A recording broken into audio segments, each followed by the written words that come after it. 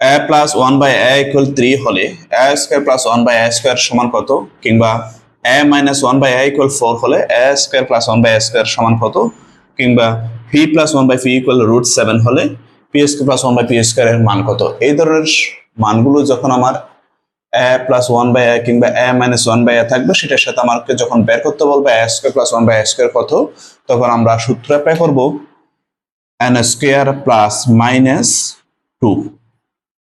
আমি আবার বলছি, আমরা সূত্র অ্যাপ্লাই করব n স্কয়ার প্লাস মাইনাস 2। বলা হচ্ছে স্যার আমরা ইউজ করব কিভাবে। দেখুন, আমি এই ম্যাথটা সমাধান করছি। n বলতে আমার এখানে যে মানটা দিয়েছে সেটা, তার সাথে প্লাস মাইনাস 2।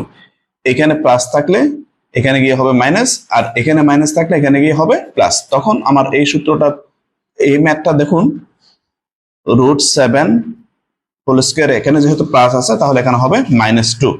তাহলে রুটের সাথে স্কয়ার চলে গিয়ে 7 - 2, দ্যাট মিন্স 5। এই ম্যাথটা দেখুন, এটাতে হবে কি 4 স্কয়ার, এখানে যেহেতু মাইনাস আছে ওইখানে হবে +2।